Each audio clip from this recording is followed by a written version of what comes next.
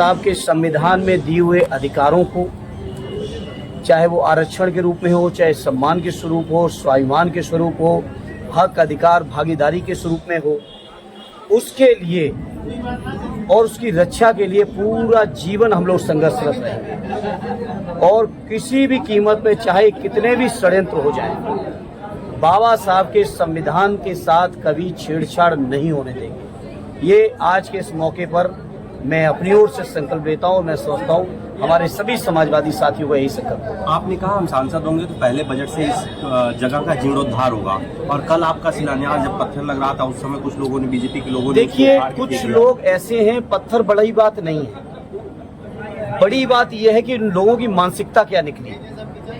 जो लोग बाबा साहब का अपमान भरे संसद में किए हों, राज्यसभा में किए हों, जो देश के अपने को दूसरे नंबर का नेता समझते हो प्रधानमंत्री जी के बाद, जो भारतीय जनता पार्टी की और देश की राजनीति के अपने को चाणक्य कहते हो, जब उन्होंने संविधान नहीं माना और भरे सदन में बाबा साहब का अपमान किया, पूरे देश के अंदर इस बात को लेकर आक्रोश रहा और उन्होंने अपने को इतना बड़ा मान लिया कि बजाय बाबा साहब के ऊपर की हुई टिप्पणी के ऊपर कहीं खेद व्यक्त करते, बजाय खेद व्यक्त करने के वो अपनी अकड़ में रहे। और ये जो लोग पत्थर का विरोध कर रहे हैं, ये बहुत छोटे लोग हैं, बहुत मामूली बात है। पत्थर के विरोध ये नहीं, बाबा साहब ने पूरे जीवन विरोध झेला है। आखिर मानसिकता वही है जिन्होंने बाबा साहब को पढ़ते समय अपमानित किया, जिन्होंने बाबा साहब को हर मौके पे अपमानित किया हो, उसी मानसिकता वाले ही बाबा साहब के पार्क के जीर्णोद्धार का विरोध कर सकते हैं। उनके विरोध करने से हम समाजवादियों के ऊपर असर पड़ने वाला नहीं है, बल्कि हमारा संकल्प और मजबूत हो रहा है। हो सकता है उस जीर्णोद्धार में कोई कमी छूटी हो, अब मैं चेक करूंगा और भी जो कमी रही होगी उससे भी ज्यादा काम बाबा साहब के सम्मान में इसी पार्क में, इसी शहर में और मैं करके दूंगा। सर कितने की लागत से ये जीर्णोद्धार होना था? और मैंने प्रस्ताव दिया था, मैंने एस्टीमेट नहीं देखा, वो अधिकारी लोगों का काम था। जहाँ तक मुझे पता है टेंडर वगैरह लग चुके थे, प्रक्रिया में है चीजें, और मैं देख लूंगा कोई चीज छूटी होगी तो मैं और उसको ध्यान देके और बेहतर कराने का काम करूंगा। बीजेपी नेताओं ने कहा आप लोगों को, आजमगढ़ के लोगों को भ्रमित करने का काम इस पत्थर लगवा के कर रहे थे, इसके पीछे क्या देख रहे हैं? अरे जो लोग दिन रात भ्रमित किए हैं, जो रोजगार के नाम पे भ्रमित किए हों, 2 करोड़ रोजगार के नाम पर, जो महंगाई के नाम पे भ्रमित किए हों, जो देश की अर्थव्यवस्था में डॉलर के मुकाबले रुपए की वैल्यू बढ़ाने के नाम पे भ्रमित किए हों, जिन्होंने नौजवानों को पकौड़ा बेचने के नाम पे भ्रमित किया हो, किसानों की आमदनी दूनी करने के नाम पे भ्रमित किया हो, वो लोग हम पे ऊपर किस मुंह से आरोप लगा सकते हैं? ये भारतीय जनता पार्टी वालों को कोई नैतिक बल नहीं रहा। एक एक ईंट आप सामने देख रहे हैं, कलेक्ट्रेट इतनी बढ़िया बनी हुई है, सदैव नेताजी की बनाई हुई है।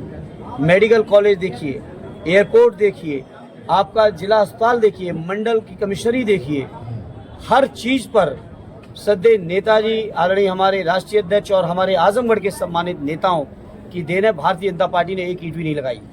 पिछले सांसद जो एक्सीडेंटल सांसद हुए थे, उन्होंने कुछ चीजें घोषणाएं जरूर की थी, लेकिन जब जनता ने मुझे मौका दिया तो सबसे पहले मैंने प्रयास किया कि जो उन्होंने बातें कही हैं जनता में, घोषणाएं की हैं, मैं जरा उसका परीक्षण कर लूं। तो आप पत्रकार साथियों, आप जान के आश्चर्य करोगे, एक भी चीज की स्वीकृति नहीं थी कागजों पर, किसी भी चीज की स्वीकृति नहीं थी, केवल ढपोर संघ की बयानबाजी थी।